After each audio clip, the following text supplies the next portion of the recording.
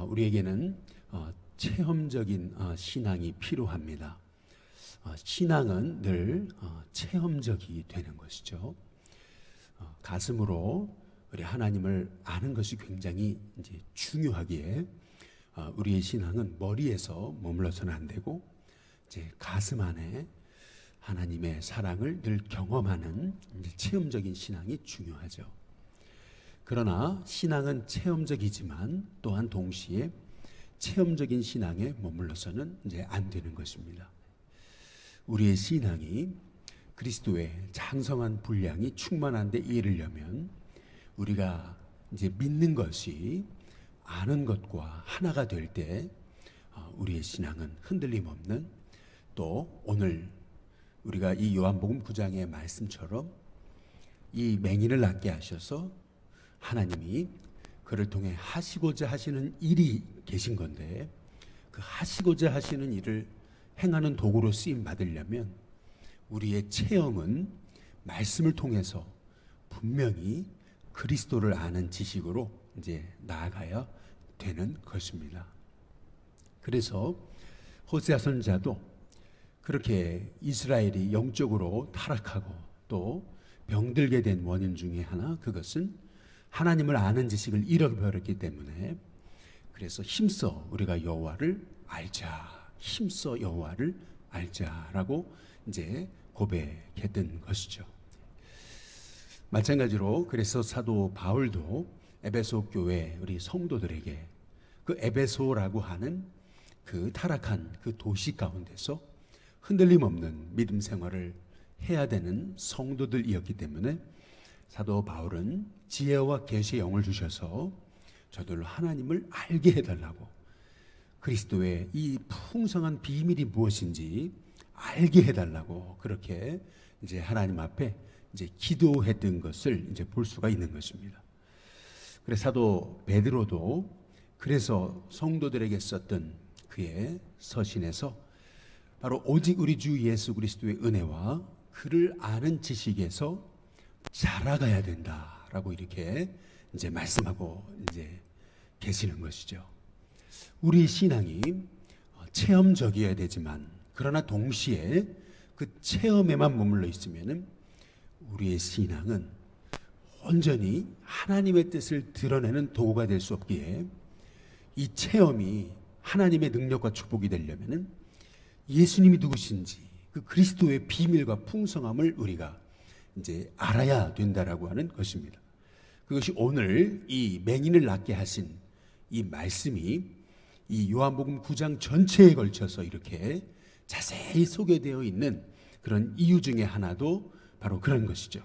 오늘 이 요한복음 9장에 이제 보시면은 14절에 예수께서 진흙을 이겨 눈을 뜨게 하신 날이 안식일이다 이제 이렇게 얘기하잖아요.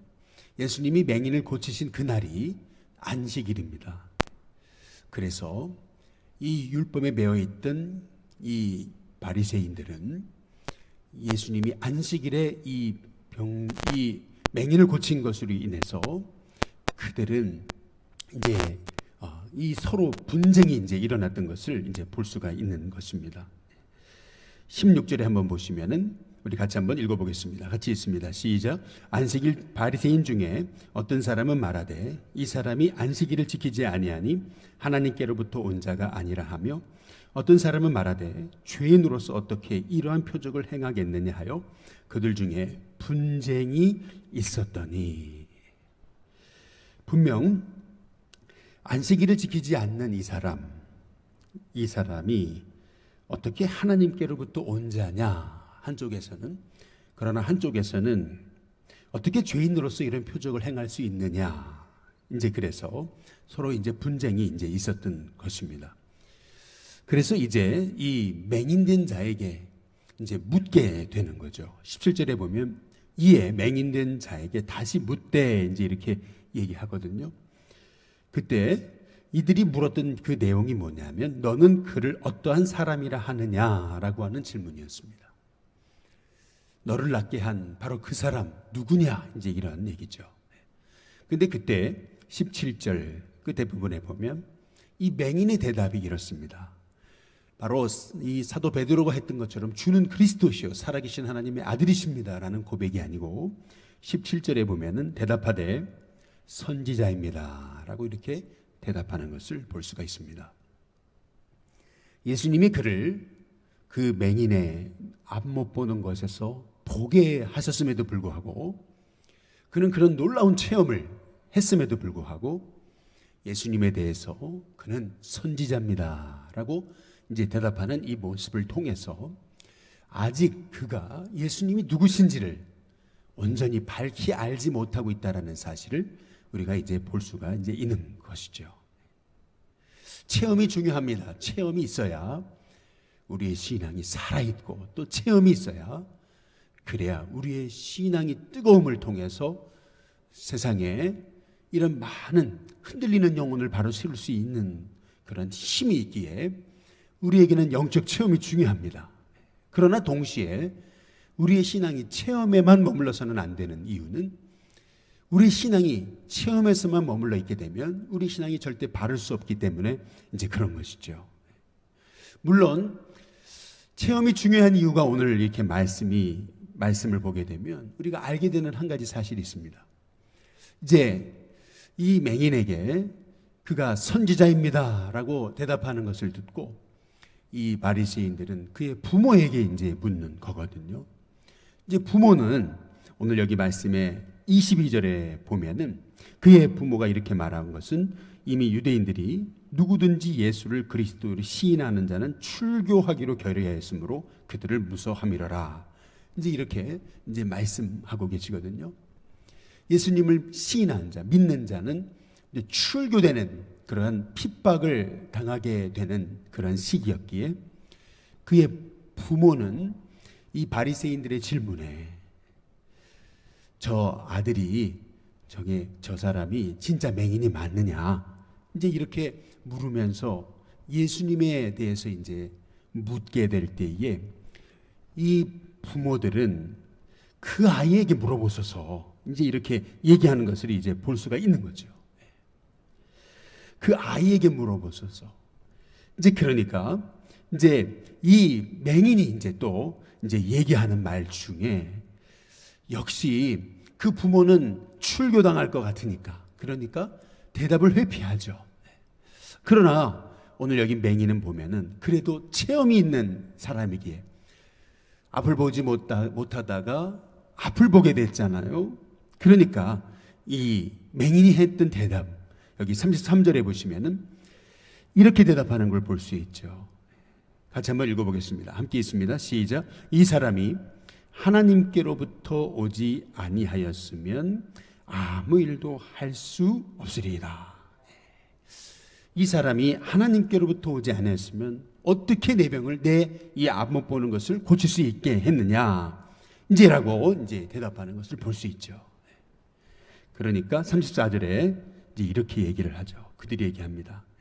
내가 온전히 죄 가운데 나서 우리를 가르치려 드느냐 이제 이렇게 하고 쫓아내어 보냈다 이제 이렇게 말씀하고 있는 것을 볼 수가 있습니다.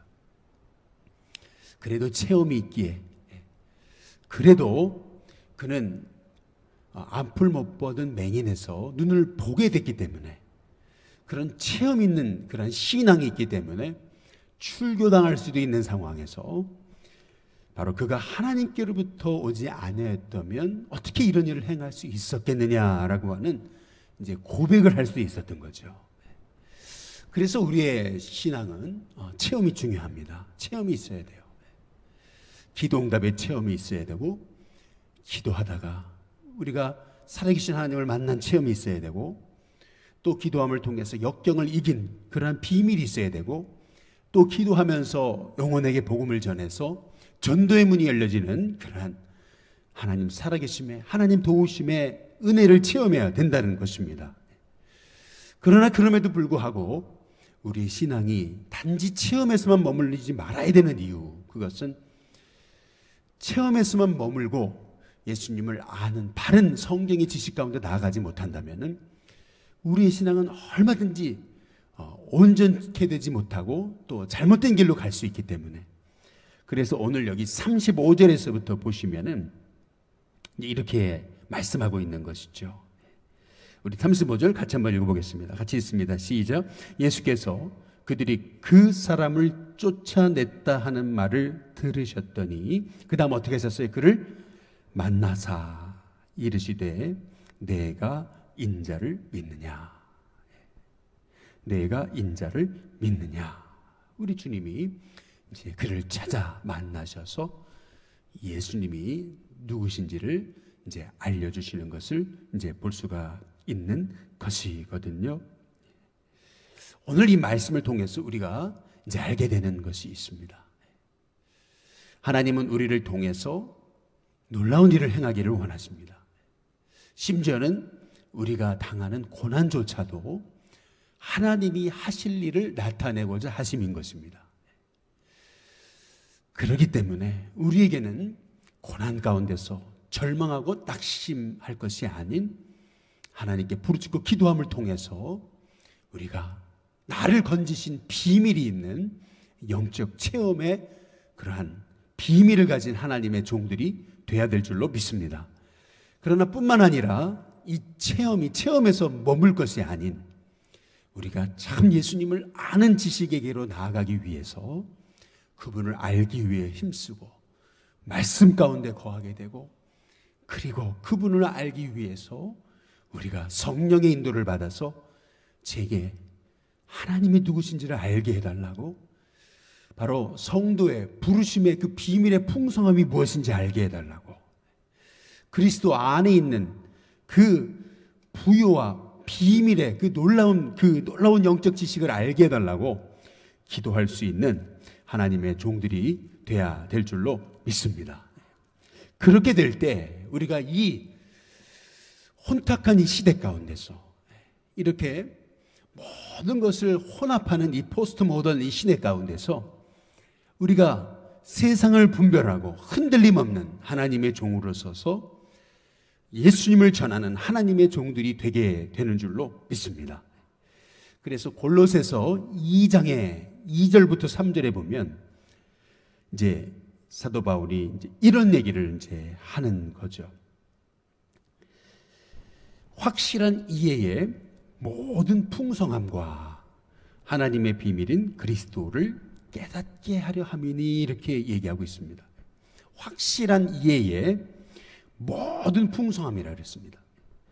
그 안에는 바로 하나님의 비밀인 그 예수님을 깨닫게 하려고 하는데 그 안에는 예수님 안에는 지혜와 지식의 모든 보화가 감추어져 있다. 이렇게 이제 고백하면서 확실한 이해의 모든 풍성함이라 그랬어요. 무슨 말입니까? 우리가 예수님을 알면 알아갈수록 확실한 이해의 풍성함을 통해서 하나님의 비밀인 예수님을 알게 되고 예수님을 알면 알수록 바로 그 안에 지혜와 지식의 모든 보화가 감추어져 있다라고 하는 사실을 깨달아서 우리의 삶이 바로 하나님의 하시는 일을 나타내는 귀한 도구가 될 수 있게 된다라는 것이죠. 오늘 우리의 삶이 이렇게 예수님을 더 깊이 알아가는 하나님의 종이 되는 은혜가 있게 되시기를 주님의 이름으로 축복합니다. 그래서 골로새서 2장 6절에서 7절에 그러므로 너희가 그리스도 예수를 주로 받았으니 그 안에서 행하되 그 안에 뿌리를 박으며 세움을 받아 교훈을 받은 대로 믿음에 굳게 서서 감사함을 넘치게 하라. 이렇게 말씀하고 계시는 거거든요. 예수님 안에 깊이 뿌리를 박고 세움을 받아 교훈을 받은 대로 이렇게 말씀하고 계시는 것이죠. 끊임없이 우리는 예수님이 누구신지 알아가야 되겠고 끊임없이 예수님을 알기 위해 기도해야 되겠고 말씀 안에 서야 되겠고 그래서 예수님이 바로 내 어둠을 밝히신 예수님이 진정한 빛이시고 소망이고 구원이고 생명이 되신 길이요 진리요 생명 되신 예수님 그 예수님을 끊임없이 우리가 알아감을 통해서 그분을 끊임없이 인격적으로 경험함을 통해서 우리의 삶이 어떤 어려움, 어떤 환난, 핍박이 있어도 흔들림 없는 그런 하나님의 종으로서 우리가 예수님을 전하는 데 부족함이 없는 하나님의 종들 다 될 수 있게 되기를 주님의 이름으로 축복합니다.